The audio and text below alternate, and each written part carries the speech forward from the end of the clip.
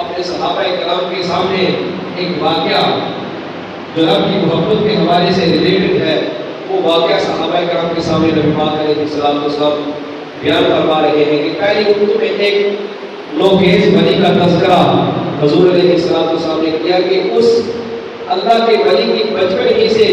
اپنے رب کی جو محبت تھی، جو اس محبت کی چاشنی تھی، اس کو حضور علیہ الصلوۃ والسلام بیان فرما رہے ہیں کہ آپ تصور کیجئے، آپ اس بات کا یہ تصور کیجئے کہ وہ کتنے فائدے ولی ہوں گے کہ جن کا ذکر نبی پاک علیہ الصلوۃ والسلام کی زبان اقدس سے ہو رہا ہے، اور ہو رہا بھی کہاں ہے کہ صحابہ کرام کے مجمع میں ہو رہا ہے، صحابہ کے مجمع میں ہو رہا ہے۔ اس اللہ کے ولی کی عمر اگرچہ چھوٹی تھی مگر اللہ نے ان کو مقام اتنا بڑا دیا تھا کہ وہ جس بندے کے آنکھوں پر ہاتھ پھیرتے رب تعالیٰ اس بندے کی آنکھیں روشن کر دیا کرتا تھا، جس بیمار پر وہ ہاتھ پھیرتے تھے رب تعالیٰ اس بیمار کو بھی جو ہے وہ شفا عطا کر دیا کرتا تھا۔ اب اس اللہ کا ولی جو ہے وہ بچپن میں تھے، بچپنا عمر ہے، ان کا اظہار، ان کا ظہور کیسے ہوا؟ حضور نبی کریم علیہ الصلوۃ والسلام اس کو واضح کر رہے ہیں۔ صحابہ کرام کے درمیان حضور علیہ الصلوۃ والسلام کو بتلا رہے ہیں، فرماتے ہیں کہ ایک قافلے میں وہ جا رہے تھے، وہ اللہ کے ولی، اچانک رستے میں ایک شیر آ گیا، رستے میں ایک شیر آ گیا۔ اب لوگ ڈر کے مارے آگے جا نہیں رہے تھے، لوگ ڈر کے مارے آگے جا نہیں رہے تھے۔ اب وہ اللہ کا ولی، بچپنا سی عمر ہے، چھوٹی سی عمر ہے، دور سے کھڑے ہو کر اس نے ایک چھوٹا سا پتھر مارا، شیر وہیں پر مر گیا، شیر وہیں پر مر گیا۔ اب جب یہ واقعہ ہوا نا تو اس واقعے کے بڑے ہی چرچے ہوئے، اتنے چرچے ہوئے کہ وہ واقعہ اتنا پھیل گیا کہ اس وقت کا جو حکمران تھا وہ بڑا فاسق و فاجر تھا، حتیٰ کہ اس نے اپنے رب ہونے کا اعلان کر دیا۔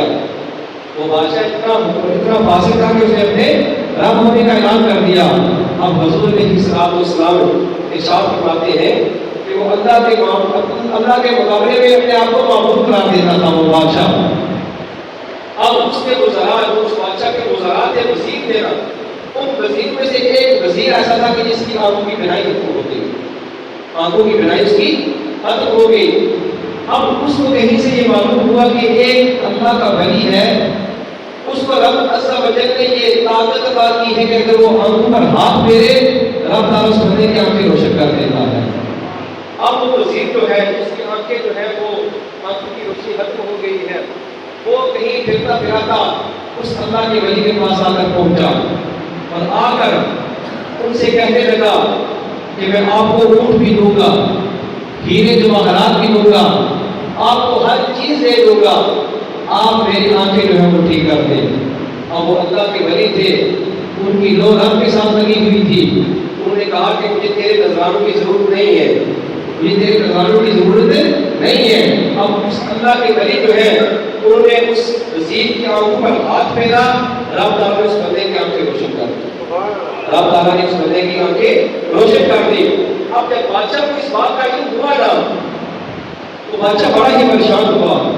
اس کو بڑی پریشانی تعلق ہوئی کہ اگر کسی طرح یہ اللہ کا ولی اپنی کرامتوں کا اظہار کرتا رہا تو میرا تو تختہ اٹھ جائے گا، میرا تو تختہ جو ہے وہ اٹھ جائے گا۔ اب اس بادشاہ نے کہہ دیا، اس نے ایک جو ہے وہ ٹیم ترتیب دی، ایک منصوبہ بنایا، ان کو گرفتار کر لیا۔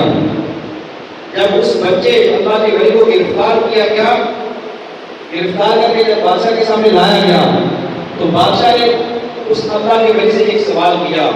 کہا مَلَكَ رَبٌّ غَيْرِي، کیا میرے سوا تیرا کوئی رب ہے؟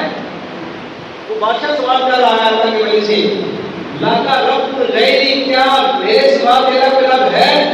اب قربان جو اللہ کے اس ولی پر بڑا ہی پیارا جواب دیا، فرمایا نعم ربی و ربک اللہ، ہاں میرا اللہ وہ جو میرا بھی رب ہے اور تیرا بھی رب ہے، اللہ وہ جو میرا بھی رب ہے اور تیرا بھی رب ہے، میں اس کا کلمہ پڑھتا ہوں اور اس کی محبت میں جیتا ہوں، میں اس رب کی عبادت کرتا ہوں کہ جس نے مجھے یہ شان عطا کی ہے، میرے ہاتھوں کو یہ شان عطا کی ہے کہ اگر میں کسی بیمار پر ہاتھ پھیروں، میرے ہاتھ پھیرنے کی دیر ہے رب تعالیٰ اس بیمار کو بھی شفا عطا کر دیتا ہے، رب اللہ تعالیٰ اس بیمار کی کیا کرتا ہے؟ شفا عطا کر دیتا ہے۔ اب جب بادشاہ نے دیکھا نا کہ اس اللہ کے ولی پر میری کوئی بھی جو ہے وہ اس پر کوئی رغبت نہیں ہوئی، یہ پریشان نہیں ہوا، تو اس نے ایک منصوبہ بنایا، ایک ٹیم ترتیب دی، اپنے کچھ سپاہیوں کو کہا کہ اس کو لے جاؤ، جا کر پہاڑی پر سے اس بچے کو گرا دو، جب پہاڑ کی چوٹی پر پہنچو گے نا اس کو نیچے گرا دینا کہ اس کا کچھ بھی باقی نہ رہے۔ اب جو ہے وہ ترتیب دی گئی۔ اب جب سپاہی جو ہے وہ اس بچے کو لے کر پہاڑ کی چوٹی پر پہنچے تو نبی پاک علیہ الصلوۃ والسلام نے ارشاد فرمایا کہ جب وہ سپاہی ہے اس بچے کو لے کر جب چوٹی پر پہنچے گا، اب اللہ کے ولی نے کیا کیا؟ اپنا رابطہ رب سے قائم کر لیا۔ رب سے رابطہ قائم کرنے کے بعد رب کی بارگاہ میں عرض کی، مولا اگر تو اس بات پر راضی ہے کہ میں یہاں سے گر کر مر جاؤں تو میں بھی اس میں راضی ہوں۔ مولا اگر تو یہ نہیں چاہتا تو مولا جو تیری مشیت ہے تو ایسا کر ان سب کو غرق کر دے۔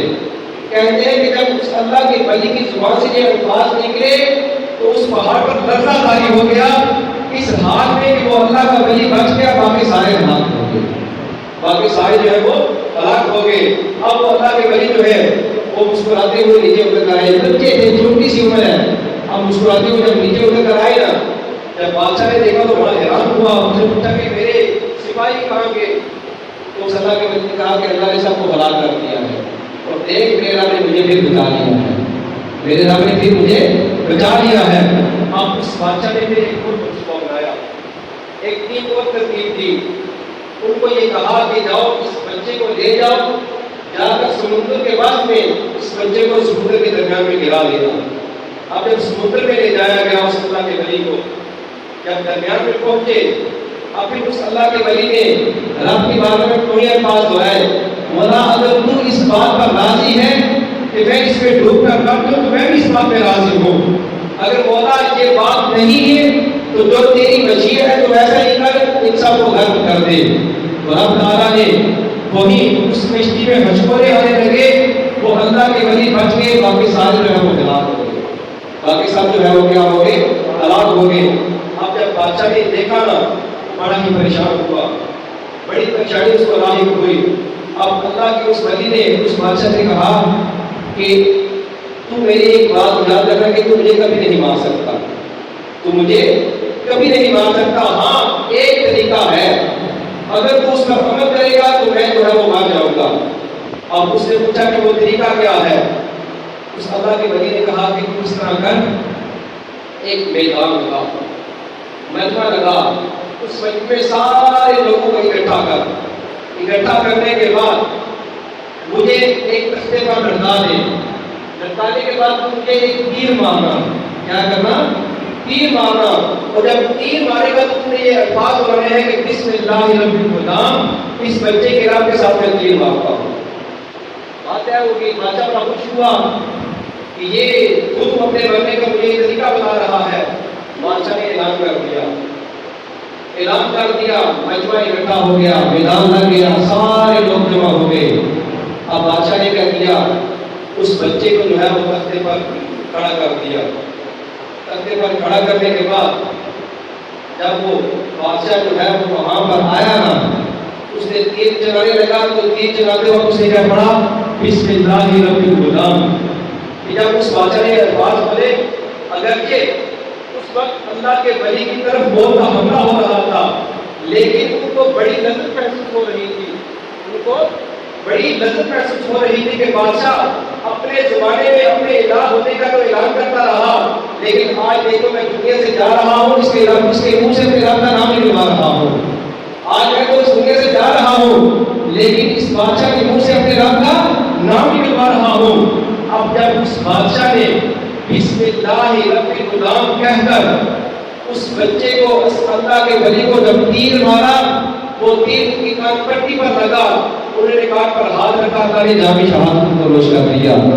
جامع شہادت روش کر لیا۔ جب مجمع نے یہ واقعہ دیکھا کہ بادشاہ نے دو مرتبہ منصوبہ بنایا، پہاڑ سے گرایا تب بھی رب نے بچا لیا، جب سمندر میں بھیجا تب بھی رب نے بچا لیا۔ اب دیکھو کہ یہ اللہ کا ولی اس کا رب کے ساتھ کتنا ربط قائم ہے، اپنا رب کے نام سنتے ہی اس کی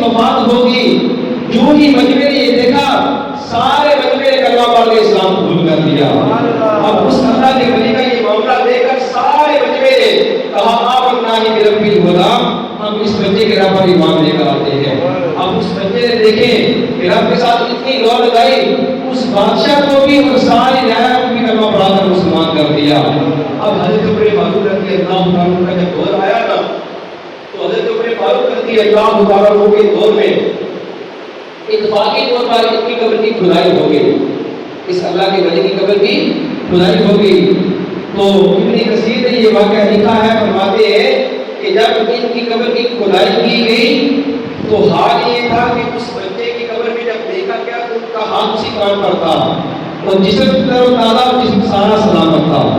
جسم کا سارا ہی سلامت تھا۔ تو عرض کرنے کا مقصد یہ ہے، جو اللہ سے محبت کرتے ہیں اللہ تعالیٰ ان کی دنیا میں بھی حفاظت کرتا ہے اور مرنے کے بعد